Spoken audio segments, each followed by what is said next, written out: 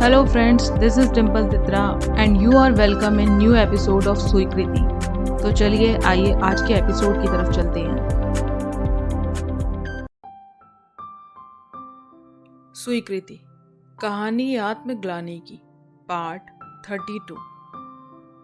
अंजलि के जाते ही मेरी माँ सीधा मेरे कमरे में आई और मेरे सामने वाली कुर्सी पर बैठकर बोली, अब मैं क्या मुंह दिखाऊंगी रिश्तेदारों को जिनके सामने मैं ढिंडोरा पीट चुकी हूं कि मेरा होनहार बेटा डॉक्टर बहू ला रहा है। माँ प्लीज, इस वक्त मुझे कोई बात नहीं करनी, तो अब जाओ। मैं अपनी बाह अपनी आंखों पर रखता हुआ बोला, विक्की तुझे जरा भी शर्म नहीं आ रही? अब भी तेरे ही नखरे सुनूं? उस बेचारी से तूने माफी तक नहीं मांगी और ऊपर से उल्टा सीधा बोल रहा था। वो चिल्लाकर बोली, माफी? कैसी माफी? जब मैंने ऐसा कुछ किया ही नहीं तो किस बात की माफी मांगता? आप तो बस उसके प्यार में अंधी हो गई हो, बस उसी की बातें सच लग रही हैं। अच्छा, तो वो क्या पागल है जो ये सब मनगढ़ंत बातें बनाएगी?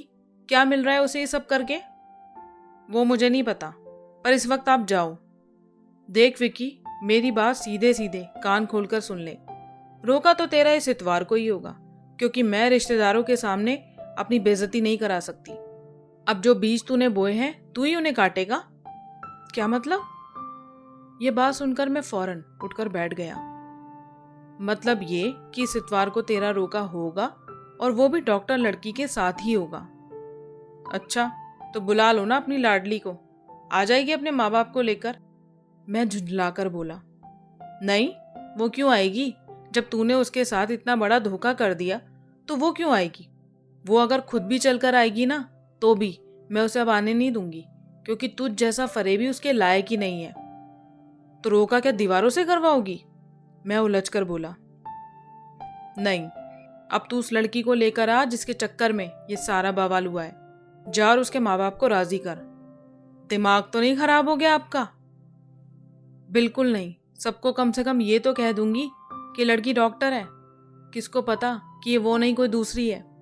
वैसे भी नसीब खराब हो गए बेटा तेरे, जो तूने खुद अपने शांतिपूर्ण जीवन में आग लगा ली। और अब मुझे भी तेरी कोई परवाह नहीं, क्योंकि जब तूने हम में से किसी की परवाह नहीं की तो मैं ही क्यों करूं?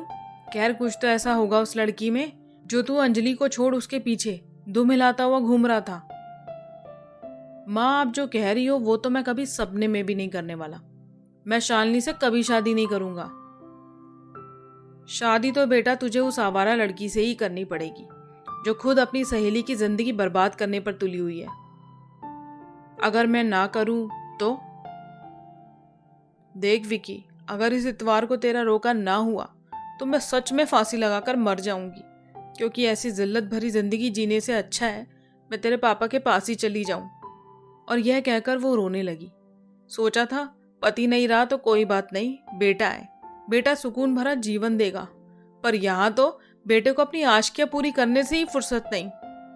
और इतना कहकर वह कुर्सी से उठकर कमरे के बाहर चली गई। उनकी बातें सुनकर मेरे सिर का दर्द 100 गुना बढ़ गया। मैं मनी मन सोचने लगा, अब ये क्या नई मुसीबत है, इन्होंने एक और नई रट लगा ली। मैंने दिल ही दिल में सोचा, शायद माँ भी बहुत ज्यादा गुस्से में है, तभी इस तरह की उल्टी सीधी बातें कर रही है। इसलिए जब इनका दिमाग ठंडा हो जाएगा तब मैं आराम से बात करूंगा। अगली सुबह जब मैं अपने बिस्तर पर बैठा हुआ चाय पी रहा था, तभी माँ कमरे में आई और बोली, तो फिर क्या सोचा तूने उस बारे में? कब जा रहा है उस लड़की के घर उसके माँ बाप से बात करने? माँ, पहले आप मेरी बात सुनो और इधर आकर बैठो। मैंने उन्हें शांत करके अपने पास बिठाया और बोला, देखो माँ, मैं आपकी हर बात मानने को तैयार हूँ, पर जो आप कह रही हो वो संभव नहीं। मैं शालिनी से शादी नहीं कर सकता। बेटा, मुझे तो एक बात समझ नहीं आ रही, तू शालिनी से प्यार मोहब्बत कर सकता है तो उससे शादी करने में क्या दिक्कत है? आप क्यों नहीं समझ रही? मैं शादी नहीं कर सकता।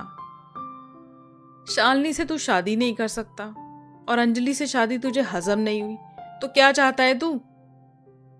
मैं ये चाहता हूं कि आप इस बात को यहीं खत्म कर दो और सभी रिश्तेदारों को बोल दो कि जिस लड़की से मेरा रोका होने वाला था उसके पिताजी का देहांत हो गया। इस कारण अभी रोका होना संभव नहीं और कुछ महीनों बाद तक लोग इस बात को भूल जाएंगे। विक्की, थोड़ी तो शर्म कर, इतना बड़ा झूठ वो भी उस बेचारी के पिताजी के बारे में? मैं तो बिल्कुल भी नहीं बोलूंगी। और रही बात तेरे रोके की, वो तो होगा, या फिर मैं ही खुद को खत्म कर लूंगी। प्लीज माँ, सुबह सुबह ऐसी बातें ना बोलो। अच्छा ठीक है, मैं शालिनी से बात करता हूँ, मैं मरे मन से बोला। माँ के जाने के बाद मैं मनी मन सोचने लगा, शालिनी से शादी करने से अच्छा है क्यों ना अंजलि को ही मनाने की कोशिश कर लूं। फिर सोचा अगर मैं उसके पास माफी मांगने गया भी तो वो मुझे पहले बेहद जलील करेगी और पता नहीं क्या क्या जली घटी सुनाएगी। अगर मैं दिल पे पत्थर रख के वो सब सुन भी लूं तो भी ये बात तो तब भी नहीं कही जा सकती थी कि वो तब भी रिश्ता जोड़ेगी या नहीं। वैसे भी मैंने अंजलि से शादी करने का फैसला सिर्फ अपने घर वालों की खुशी के लिए किया था। मुझे तो खैर किसी से भी शादी नहीं करनी थी। फिर सोचा अब अगर बात उनकी इज्जत की है तो मैं शालिनी से भी शादी कर लूं तो क्या हर्ज है, वो तो मेरे कहने पर फौरन राजी हो ही जाएगी। इन्हीं सब बातों को दिमाग में रखकर मैं उस शाम शालिनी से मिला और उसको शादी के लिए राजी किया। अगले ही दिन शालिनी के पापा मेरे शोरूम पर आ गए। मेरे काम और व्यक्तित्व से संतुष्ट होकर अपनी इकलौती बेटी की जिद पर वो शादी के लिए राजी हो गए। तय दिन पर शालिनी और मेरा रोका हो गया। फिर 3 से 4 महीनों के अंतराल पर शादी भी हो गई। शालिनी के पिताजी ने विजिलेंस ऑफिसर होने के नाते अपनी इकलौती बेटी को भर भर के दान दहेज दिया, जो हमारे नए बड़े से घर में भी ठीक से नहीं समा रहा था। शादी की पहली रात। विक्की, तुम्हें पता है आज तुम्हारे साथ इस नए जीवन को शुरू करते वक्त मैं अपनी पुरानी पूरी दुनिया छोड़ के आई हूँ। अच्छा, वो कैसे? अरे वो पागल थी ना अंजलि, उसने हमारे सभी बैचमेट के सामने अपने सारे रोने रो डाले। इसलिए जब मैंने अपने 1-2 दोस्तों को शादी का कार्ड दिया तो वो लोग तो मुझे ही खरी खोटी सुनाने लगे, जैसे मैंने तुम्हें अंजलि से छीना हो। मैंने उन्हें समझाने की कोशिश भी की थी कि तुम अंजलि के पीछे नहीं बल्कि वो तुम्हारे पीछे थी, तो ऐसा रिश्ता तो टूटना ही था। इसी वजह से मैंने सबसे नाता तोड़ दिया और सबके नंबर अपने फोन से निकाल फेंके। और अंजलि की कोई खबर दी किसी ने? मैंने पूछा। नहीं, अंजलि तो खुद किसी से बात नहीं करती है अब, किसी को भी उसके बारे में कोई खबर नहीं। हो सकता है तुमने उसे छोड़कर मुझे अपनाया है तो उसको इस बात की वजह से अपनी बेइज्जती महसूस होती होगी, इसलिए वो सबसे नाता तोड़कर दूर बैठ गई। छोड़ो शालिनी, अब पुरानी बातों पर मिट्टी डालो। ये कहकर मैंने फौरन कमरे की लाइट बंद कर दी, जिसके तुरंत बाद शालिनी मुझसे चिपकने की कोशिश करने लगी। मैं उठकर बैठ गया और बोला, शालिनी, थोड़ी सी घबराहट सी हो रही है, मैं बाहर होकर आता हूँ। विक्की, मुझे लग रहा है तुम मुझसे शादी करके खुश नहीं हो, वरना शादी की पहली रात भला किसको घबराहट होती है और कौन अपनी नई बीवी से दूर जाने का विचार बनाता है? शालिनी बेचारा सा मुंह बनाकर होठ पिचकाकर बोली। शालिनी का स्वभाव मैं अच्छी तरह जानता था। उसे वो चाहिए ही होता था जिसकी उसको चाह है, वरना तब तक ना तो वो खुद शांति से बैठ सकती थी और ना साथ वाले को बैठने देती थी। नहीं शालिनी, ऐसी कोई बात नहीं। मैंने एक फीकी हंसी के साथ उसकी ओर देखा तो वो दोनों बाहें फैलाए मुझे अपनी बाहों में आने का निमंत्रण मुस्कुराते होठों के साथ दे रही थी। शादी की उस पहली रात मेरे अंदर कोई खुशी, कोई उत्सुकता, कुछ भी नहीं था। ये सब एक बोझ की तरह मेरे गले में आ लटका था। मैं जानता था कि उस वक्त शालिनी को मुझसे जो अपेक्षा थी उसे पूरा किए बिना वो आज सोने नहीं वाली थी, इसलिए मैं मरे मन से ही उसकी ओर बढ़ा। उस रात मुझे बिस्तर पर किसी सुख का नहीं बल्कि बोझ का बोध हो रहा था।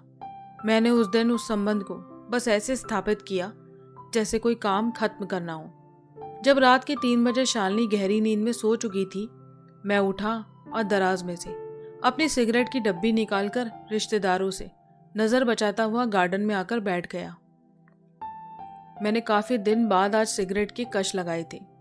तब सजावट में इस्तेमाल हुई रंग बिरंगी बत्तियों की मध्यम रोशनी में मैं अपने मुंह से धुआं फूंक कर उसे बड़े ध्यान से देख रहा था। जी मैं आ रहा था कि इस धुएं की तरह यहां से गायब हो जाऊं और हवा में घुलकर आजादी पालूं। मैं बैठा हुआ पागलों की तरह अकेला मुस्कुरा रहा था, क्योंकि जिंदगी ने जो मजाक मेरे साथ किया था उसको मेरा दिमाग अब भी स्वीकार नहीं कर पाया था। शादी की उस पहली रात पर जब एक नया जोड़ा भावनाओं और प्रेम के समुद्र में गोते लगाता हुआ होना चाहिए, तब मेरे सारे अरमान तेज तूफान के बीच जाने के बाद की उजड़ी जमीन की तरह सपाट हो चुके थे।